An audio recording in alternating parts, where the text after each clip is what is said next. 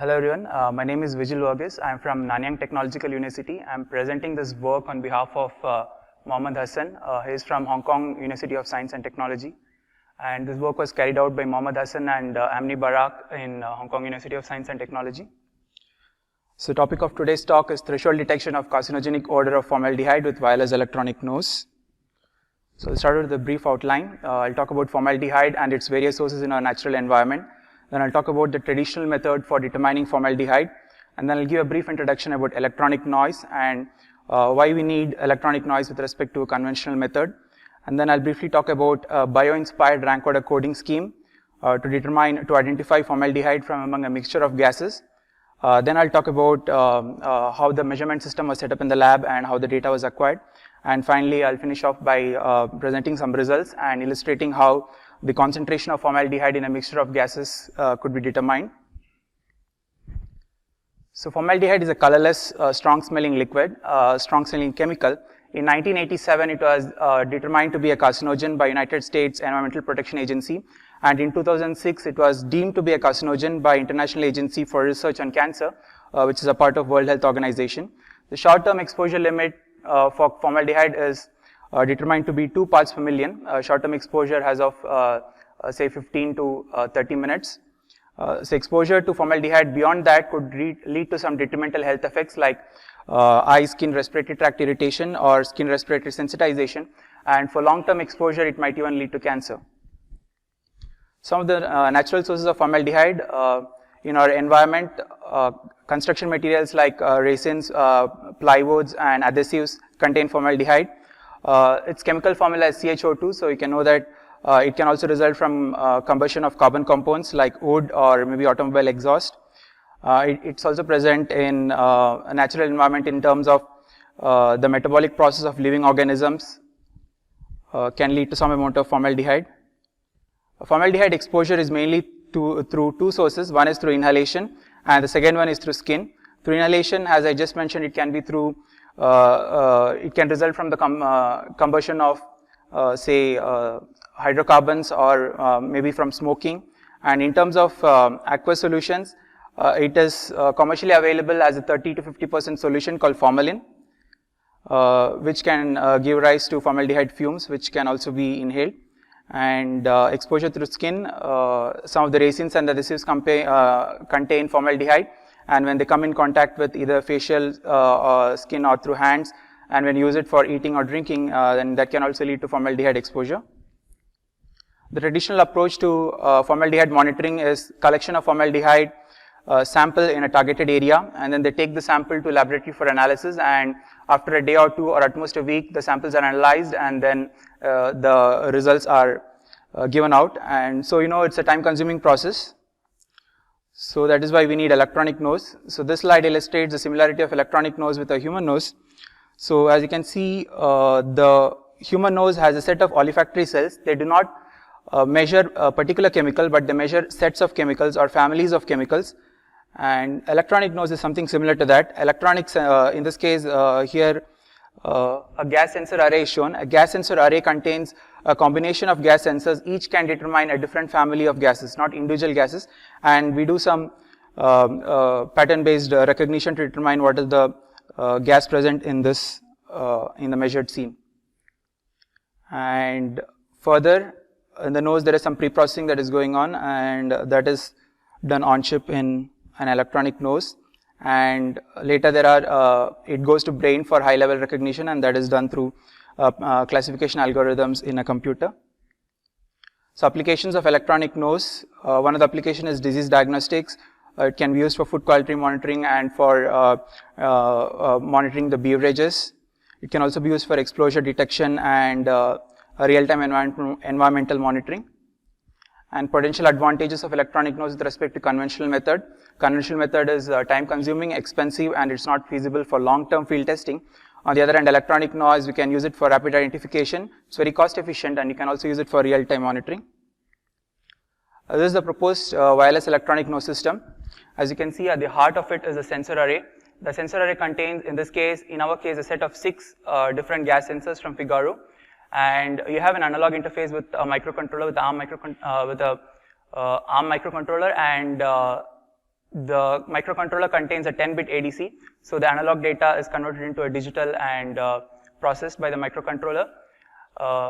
This is pre-processing over here, and again the data is interfaced with the RF module, and the RF module sends the data to a remote control station, so which is again interfaced with the computer, where we perform different pattern recognition, where we run different pattern recognition algorithms for determining the concentration levels of formaldehyde.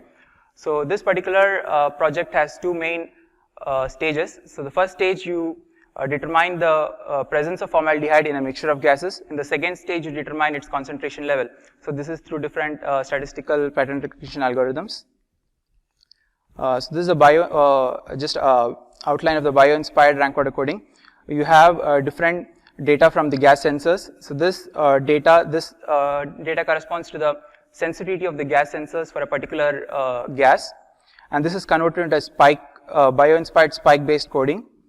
And later we use this spike coding to determine what is the actual gas that is present in this gas sensor. So just going into a little bit of detail. So you can see this is the basic power law model. Alpha Ig and gamma Ig are the two gas and sensing material dependent parameters. You can see for different concentration level, and this is for two different sensors. The curves are for two different sensors, and for different concentration level, you can see different responsivity of the gas sensor. G is basically the gas that you want to monitor, in this case CHO2. I is the number of the sensor, so S1 would be the first gas sensor, S2 would be the second gas sensor. So it's going with a little bit max. For the ith sensor, you have this equation, and basically taking the log, you get a simplified expression. And again, this is for the first sensor, first gas sensor. It could measure, it could determine gases for a particular gas family. And doing some processing, we get some parameters. And basically, the thing to note here is that once we have some basic parameters, this final equation is not dependent on the concentration of the gas. So that is here. So I'll talk about this a little bit more. So in this case, you have two different sensors, two different gas sensor families. So SU is a different gas sensor that can determine a different set of gas family, and SV is another sensor which can determine a different set of gas family. So both the outputs are sent to a spike generator, which generate a spike-based data. So that is something like this. So in this case, this spike-based data is unique to a particular gas. And this is because of only two sensors, SU and SV. So we do regression analysis for this from different sensors. So in this case, we have 6 sensors. So we take the data from 6 sensors to get spike patterns similar to this. And one thing to note here is that if the concentration changes, the spike pattern has only shifted, and the pattern remains essentially same, but only with a shift. So this is the basic rank order coding scheme.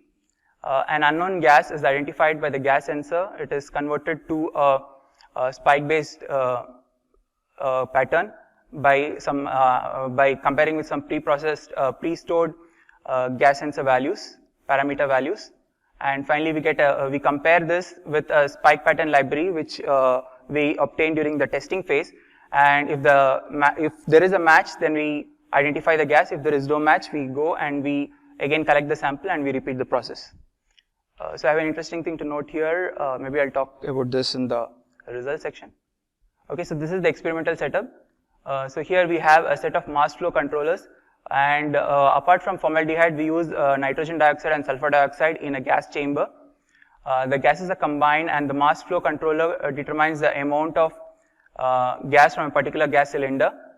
And dry air is used to first the sensor. This is the electronic nose. First, the sensor is exposed to a particular gas, and then it is exposed to dry air. Say it is exposed to gas for 500 seconds and then exposed to air for 750 seconds to recover the baseline. And this process is repeated 20 times, and then we compute the values based on this. So this is the 20 exposure and cleaning cycle. So exposure cycle for a particular glass, and then it's cleaned with dry air. And based on the earlier scheme that I talked about, so we have only 4.5% rejection. That is only 4.5% of the times we fail to identify the particular gas that is sampled. And here basically we treat, so the first part is over, that is our determination of the presence of formaldehyde in the mixture of gas, and the second part is we identify the concentration level of this particular formaldehyde. And for this case, we distribute this problem into a binary classification problem, and we basically distribute into two data sets. One is having the concentration levels from 0.25 ppm to 2 ppm, and the second one is having the concentration level from 2 ppm to 5 ppm. So one thing I failed to mention over here is, here we are changing the concentration levels from 0.25 ppm to 5 ppm in steps of 0.25 ppm. That's parts per million. And based on this, we employ different statistical pattern recognition algorithms to determine the determine the concentration of the formaldehyde. So these are some of the results. So the algorithms, many of you might be aware of this. K nearest neighbor, logistic regression, neural network. It's basically multi-layer perceptron, and support vector machine, linear and radial basis function. Principal component analysis with K nearest neighbor, and linear descriptor analysis.